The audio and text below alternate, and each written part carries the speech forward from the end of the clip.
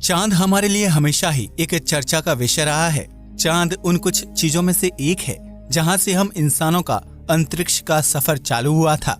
यह पहला ऐसा पिंड था जिसके ऊपर इंसानों ने अपना कदम रखा था। आज भी चांद सुर्खियों में रहता है और इस पर इंसानों को भेजने के लिए तैयारियां की जा रही हैं। अब तो भारत भी इंसानों को चांद पर भेजने वाला है।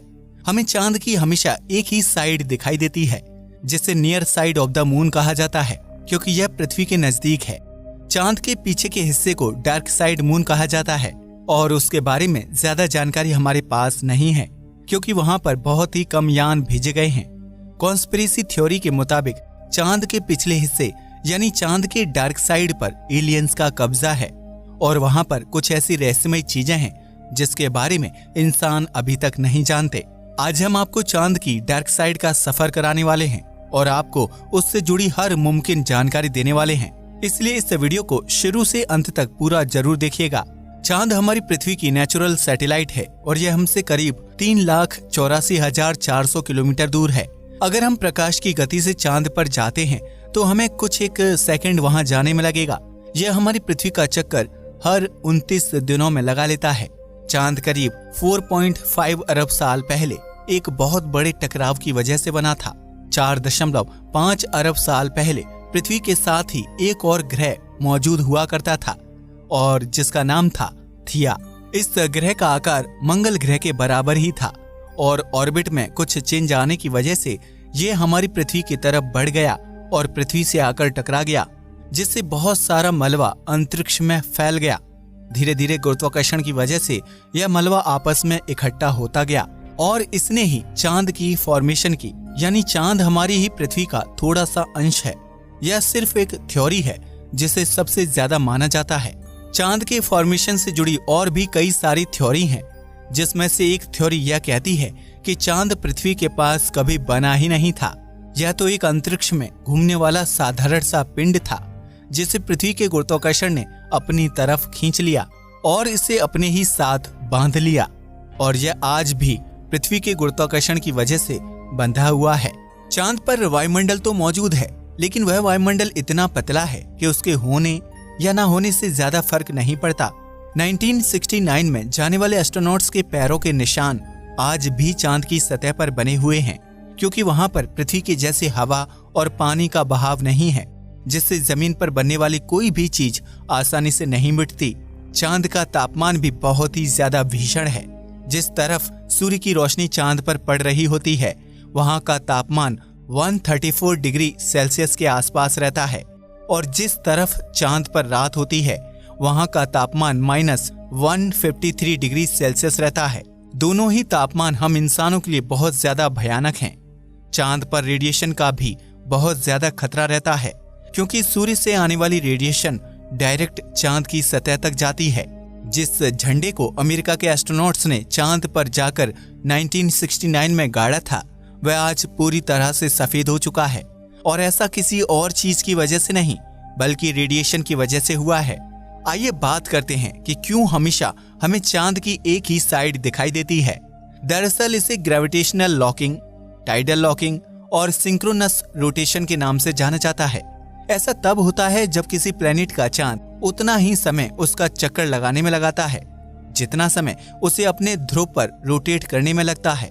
ऐसा जरूरी नहीं है कि यह जोड़ी प्लेनेट और चांद की ही हो, बल्कि असलियत में तो सबसे ज्यादा किसी ग्रह और सितारों के बीच में टाइडल लॉकिंग ज्यादा देखी जाती है।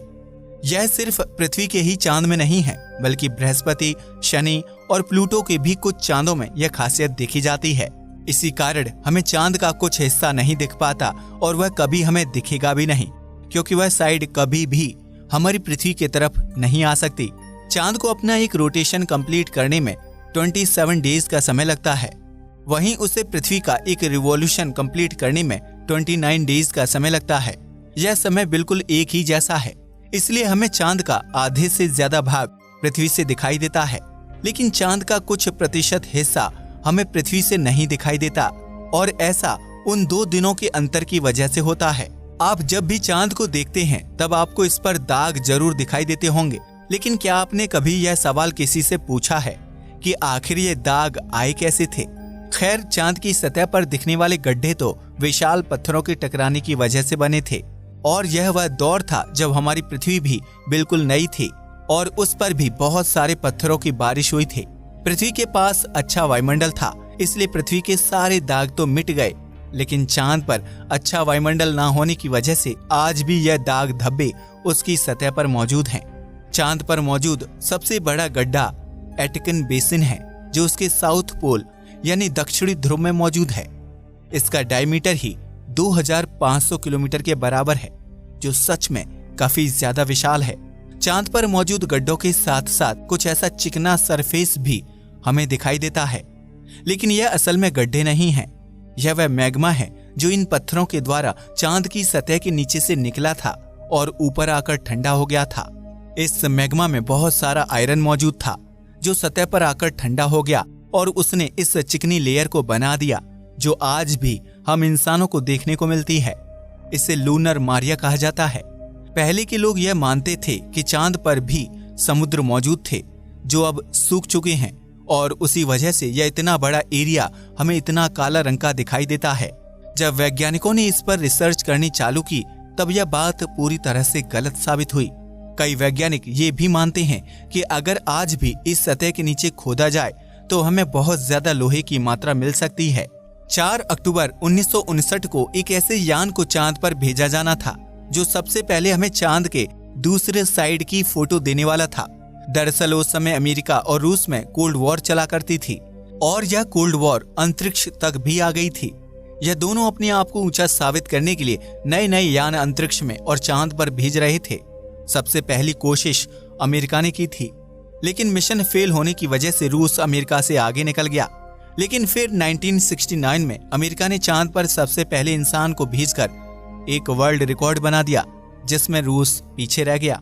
4 अक्टूबर 1959 को रशियन स्पेस एजेंसी रोसकॉस्मोस द्वारा एक यान को लॉन्च किया गया था, जिसका नाम था लूना 3 और इसका मेन लक्ष्य था चांद की दूसरी सतह तक जाना और उसकी तस्वीर निकालना। यह मिशन सफल हुआ और उसने पहली बार चांद की डार्क साइड की फोटो इंसानों को भेजी। यह फोटो धुंधली तो काफी थी, लेकिन यह एक हिस्ट्री थी और आने वाले समय में हमें और भी ज्यादा क्लियर फोटोज मिलती गईं। अगर आप आज के जमाने की चांद के डार्क साइड की फोटो देखते हैं तो वह आपको कुछ ऐसी दिखेंगी। आपको चांद की उल्टी साइड काफी ज्यादा डरावनी और अजीब लग रही होगी, लेकिन यही सच्चाई है और इस पर ऐसा क्यों है, हम आपको ये भी बताने वाले हैं। ऐसा माना जाता है कि जब हमारी पृथ्वी और चांद अपने शुरुआती समय में थे, तो पृथ्वी के पास एक और चांद था, जो धीरे धीरे आज के चांद के साथ मिल रहा था। दरअसल यह जो चांद था वह हमारे चांद के पीछे वाली साइड की ओर जुड़ रहा था और इसी वजह से वहां वाली लेयर बहुत ज्यादा मजबूत बन गई। इसकी वजह से जब बाद में बहुत सारे उल्कापिंडों की बारिश चांद और पृथ्वी पर हुई, तो चांद की आगे वाली सतह पर तो इसका असर बहुत ज्यादा पड़ा और इसके अंदर से मैग्मा और लावा ऊपर निकलने लगा, जो बाद में ठंडे हो गए और इसने इस ग्रे कलर की चिकनी लेयर को बना दिया। लेकिन पीछे वाली साइड पर सिर्फ गड्ढे ही बन पाए, क्योंकि वह सतह इतनी ज्यादा मजबूत थी कि उसके अंदर से कुछ बाहर आ ही नहीं पाया। यह भी सिर्फ एक थ्योरी है, लेकिन इस थ्योरी के सच होने के चांस बहुत ज्यादा हैं। चांद पर वैज्ञानिक रिसर्च इसलिए करते रहते हैं क्योंकि यह हमें तब के समय की पढ़ाई करने में बहुत मदद करता है, जब हमारा सौरमंडल और पृथ्वी बन रहे थे। इससे हमें पता चलता है कि पृथ्वी को क्या क्या झेलना पड़ा होगा और कैसे पृथ्वी पर जीवन आया होगा। चांद के बारे में और ज्यादा जानकारी इकट्ठा करना इसलिए भी जरूरी है क्योंकि हो सकता है कि हम मंगल ग्रह के साथ साथ आने वाले समय में चांद पर भी अपनी बस्तियां बसाएं। दुनिया के सबसे अमीर आदमी जेफ बेजोस का कहना है कि वह अपने मरने से पहले इंसानों को चांद पर एक थीम पार्क बनाकर देंगे, जिसमें लोग पैसे देकर वहां छुट्टियां मनाने जा सकेंगे। उनकी स्पेस कंपनी का नाम है ब्लू ओरिजिन। ऐसी ही एक और कंपनी है जो इंसानों को चांद पर टूर कराने के लिए इंफ्रास्ट्रक्चर को डेवलप कर रही है। उस कंपनी का नाम है वर्जिन गैलेक्टिक और यह रिचर्ड ब्रैंसन नाम के एक अरबपति द्वारा चालू की गई है। नासा द्वारा भेजे गए एस्ट्रोनॉट्स भी चांद की पिछली साइड को देख चुके हैं। 1968 में नासा द्वारा अपोलो 8 मिशन को लॉन्च किया गया था, जो दूसरा ऐसा मिशन था जिसमें इंसानों को चांद पर भेजा जा रहा था। इसमें 3 एस्ट्रोनॉट्स शामिल थे, जिनके नाम थे फ्रैंक बोरमैन, जेम्स लॉवल और विलियम एंडर्स। यही वह इंसान थे जिन्होंने साक्षात चांद की पिछली साइड को सबसे पहले देखा था। आपको बता दें कि यह मिशन नासा ने सिर्फ चांद का चक्कर लगाने के लिए ही रखा था और इसमें मून लैंडिंग नहीं की गई थी। चांद पर ऐसी ही आगे भी रिसर्च होती रहेंगी, क्योंकि इसके बिना हमारी पृथ्वी ही ना होती। चांद की वजह से हाई टाइड और लो टाइड्स आते हैं। इसकी वजह से ही हम इंसान इस पृथ्वी पर रह पा रहे हैं। एक दिन ऐसा भी जरूर आएगा जब इंसानी सभ्यता चांद पर छुट्टियां बिता रही होगी और शायद अपने घरों को भी वहां पर बसा रही होगी। चांद की पिछली साइड के बारे में जानकर आपको कैसा लगा, हमें कमेंट करके जरूर बताइएगा। कॉन्स्पिरेसी थ्योरीज के मुताबिक चांद के पीछे वाले हिस्से पर एलियन बसे हैं, लेकिन आज तक ऐसी किसी भी स्पेस एजेंसी को नहीं देखा। मतलब यह सिर्फ एक अफवाह है और आपको इस पर विश्वास नहीं करना चाहिए। दोस्तों, आप चांद से जुड़ी और भी कई सारी थ्योरीज या फिर कॉन्स्पिरेसी थ्योरीज के बारे में जानना चाहते हैं तो हमें कमेंट करके जरूर बताइएगा। आज के लिए बस इतना ही। वीडियो पसंद आया हो तो इसे लाइक कीजिएगा और शेयर कीजिएगा। नमस्कार दोस्तों।